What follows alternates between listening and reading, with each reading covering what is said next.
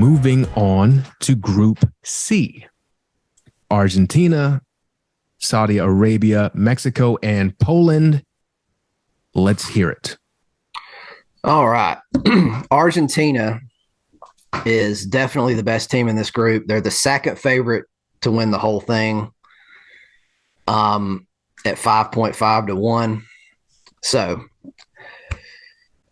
now I know everybody's heard of Messi, Lionel Messi, even if you don't watch an ounce of soccer. Lionel Messi, best player in the world, best player ever. I don't think there's any question. He's the greatest soccer player of all time. Soccer fans of this generation are very blessed to have gotten to watch him play his whole career. So before I get into his story, I want to talk about their last World Cup because it was hilarious. So 2018 World Cup, Argentina comes into this thing. You look at the roster, it's just mind-boggling talent. Messi, of course, but every position is just a superstar, a household name. But their coach was like just a clown. I mean, he was such a joke of a team as far as their tactics and their structure and who they put out on the field and what position. So very quickly in that World Cup, it became very clear Messi was coaching this team. Like, if you've seen like some of the joke memes, like RDC World and them dudes do, like LeBron will be like really coaching the team on the sideline and shit. That literally, honest to God, was happening at the last World Cup. Like, the coach was like just looking over Messi's shoulder as he told the team what to do. It was hilarious. Like one of the games, the halftime talk, presumably the coach had just talked to the players in the locker room.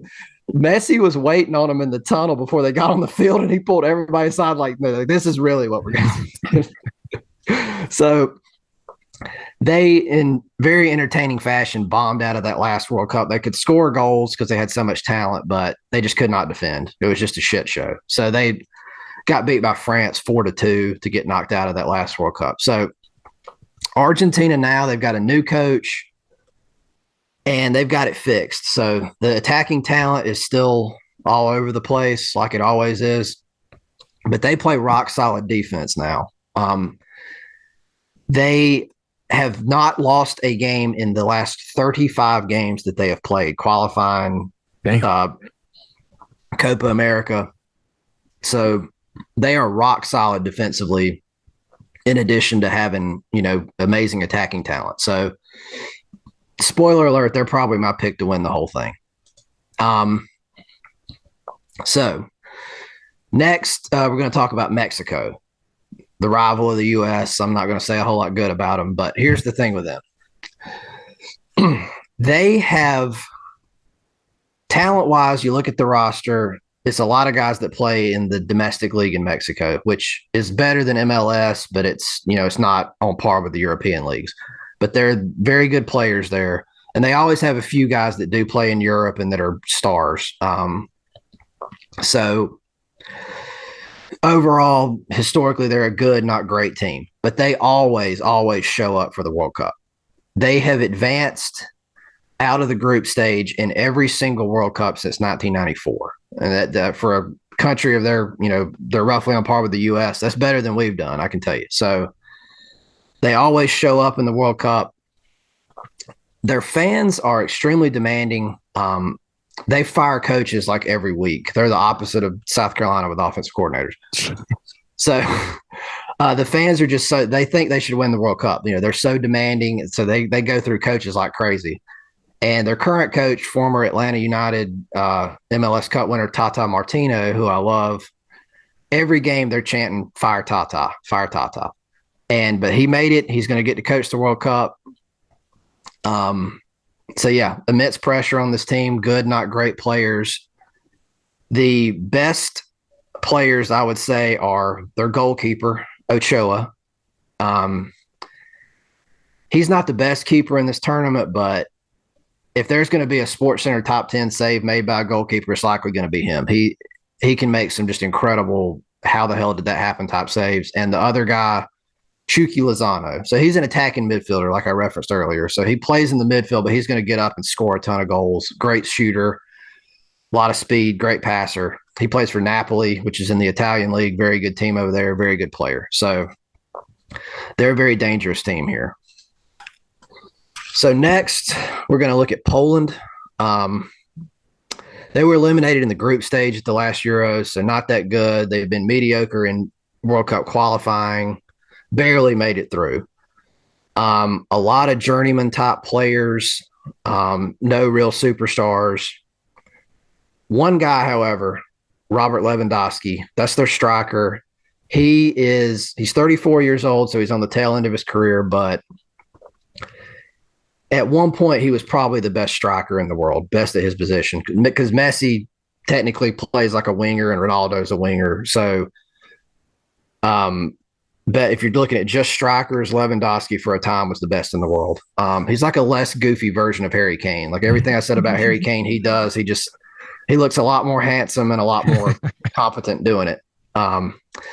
So yeah, Robert Lewandowski played his whole career at Bayern Munich, the best German team. Very recently went to Barcelona, the best Spanish team, or the second best Spanish team. So yeah, that's the guy to keep an eye on there. And finally, in this group, we got Saudi Arabia. All their players play in the domestic league. I don't know any of them. You don't know any of them. What I can tell you is they didn't let us score a single goal on them. So they're obviously halfway competent. So sweet. Yeah. So I'm guessing you have Argentina advancing out of this group. Yep. And I'm going to be pulling against them, but I gotta say Mexico is going to be the other team here to advance. I don't think Poland's got enough to challenge them. I think Mexico's more complete top to bottom. All right. Filling out my handy dandy bracket that I hand wrote. Group D. We got France, Australia, Denmark, and Tunisia, which I was only 73% confident in pronouncing that country correctly. Oh. I don't know if you did or not, because I don't know either. No one does. So, all right, France, they're the best team in this group.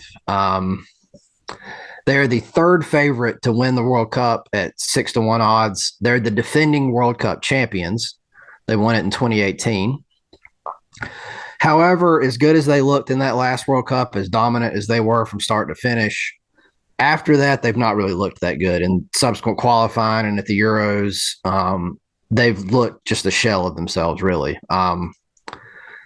So I think they actually got knocked out by Switzerland in the last World Cup, who we'll get to, or the last Euros, and we'll get to them in a minute. But you look at their roster, it is still just absolute superstars top to bottom.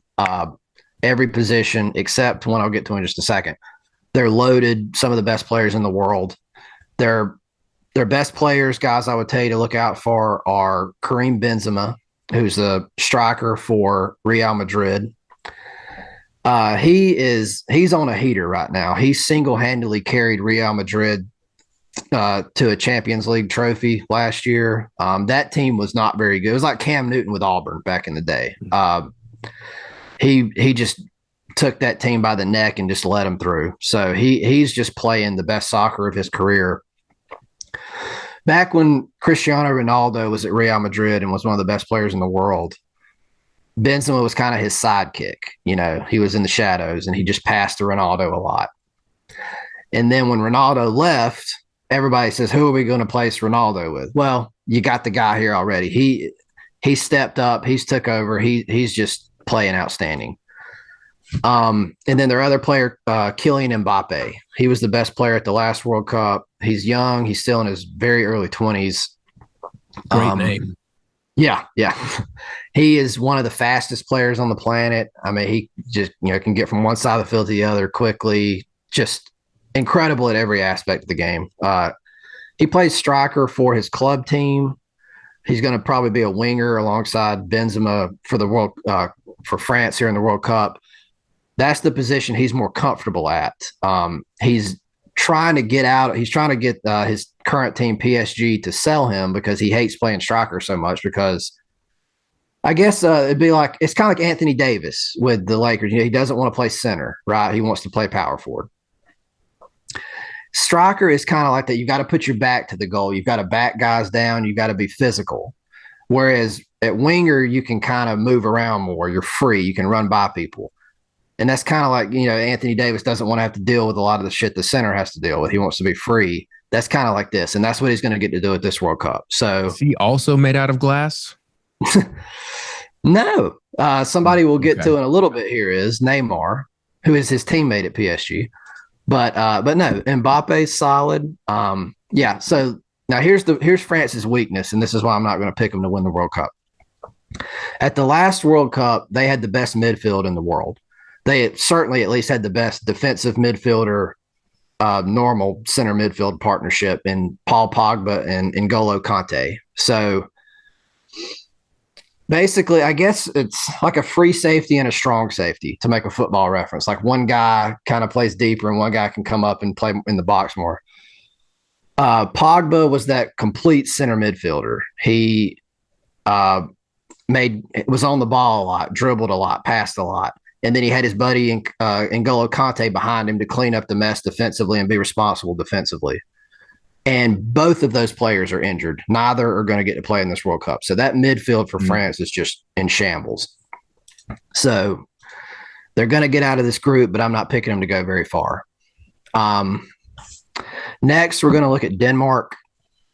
So magical run in the last Euros. I'm sure you remember the story. Christian Eriksen, their best player, collapsed on the field with the heart thing. What's the like cardiomyopathy or something? That was scary shit, because I think he like died on the field or something. Yeah, like a teammate brought him back or something. It was crazy. Yeah. So I guess you could say that motivated them or whatever, but they had a magical run in the Euros, lost to England in the Final Four, which is a very big overachievement for Denmark. You look at the roster, not a lot of guys you've really heard of. They all play in good European leagues. They're very solid players, but no real superstars. However, they do have some big-time talent. Kasper Dolberg is a guy I'll tell you to look for. Højbjerg plays for Spurs in England. He's another guy to look at. But the main guy I'm going to tell you to watch for, Christian Eriksen. He's back. He's healthy, thank God. He's playing extremely well for his club team. And he's gonna be a star at this World Cup, I believe. So he is an attacking midfielder, but he's more of a passer. So whoever, like I don't know, Jason Kidd or whoever, like the best passer, or Rajon Rondo back in the day, just an elite passer, just finds people, racks up assists. That's the kind of player that Christian Eriksen is. So I think they're going to be very good. I don't think I've ever heard of a guy coming back from that. I think didn't they implant like a defibrillator in him? Yeah. If I'm saying that pretty sure they did. Yeah, they did. They put some object in his body. Ooh, better than me. Yeah. So he's playing. He's playing great. So next we're going to look at Tunisia. Again, all their players play in the Tunisian domestic league, basically, so we've not really heard of any of them. They had a lot of difficulty qualifying for the World Cup out of Africa. Their best player is Wabi Khazri. So he has played in France his whole career, which is not quite as good as England, but one of the best leagues in the world. He's 31 years old, so he's getting near the end of his career, but still playing in France, still playing very well. That's the guy they're going to rely on. And he's a kind of an attacking mid, kind of a striker. He's going to play up front and try to score goals, basically. So that's who to keep an eye on there. And lastly, we're going to look at Australia. So they qualified by the fifth place South American team. Doesn't just get to qualify. They've got to go beat the team from Australia's region. It's kind of like the Wales-Ukraine thing I mentioned earlier. Some of these teams have to play each other a final game to get in. And somehow they didn't get – Peru was the fifth place team. Somehow they didn't get past Australia. I'm sure they were a huge favorite because Australia is just historically not very good. But, yeah, somehow Australia advanced, and here they are. They're probably not going to be here very long. All their players play in the domestic league in Australia, basically, which is probably a big step below the MLS even. They've got one player who I'm going to take a look out for, Ajden Hrustic. I don't even know if I'm saying his name right. He's an attacking mid at Verona, which is a mid-level Italian team. So he's playing in a big league. He's been hurt for a long time, and they were very scared they weren't even going to have him at this World Cup, but they should be getting him back, according to the latest news. So I don't think it's going to help him very much, but yeah. So 2 Australians in a different sport, Ben Simmons, Kyrie Irving. Who would you rather have on your team? Whose problems would you rather deal with? On a basketball team? Yeah. Okay. Or even, sounds like they could probably make the soccer team too, honestly. I definitely want Kyrie on the soccer team because the soccer field is flat, like the earth. He just seems more agile. God, I don't know. And Ben Simmons, I guess. Yeah, right. Yeah. I guess I got to take Ben Simmons. What's he doing? Is he even doing anything this year? Is he playing? They've already had team meetings in surrounding what he's not doing. So I honestly think it's easier to convince Kyrie not to be a lunatic than it is to convince Ben to shoot and play basketball. So I think I'd take Kyrie, which is kind of wild. And it's also weird. How does he explain with his flat earthness the toilets flushing in opposite directions? Yeah, that's I didn't even know. Was he born in Australia or something? I think his dad was playing pro ball there. Oh, huh. Yeah, so he's made it. He's made the loop. If anyone should believe, it should be him. I haven't done that, and I know the Earth's round. I'm taking people's word for it, but he's done it. So, so who do you have winning this group? France, definitely. Well, no. Stop myself. France is advancing. Okay. But I'm actually saying Denmark is going to win the group. I think that weak France midfield and all this incredible momentum that Denmark has built up from the last Euros, I think they're going to win the group. So they're going to be D1. And then France, they're just simply too good, too much talent. They're going to be D2.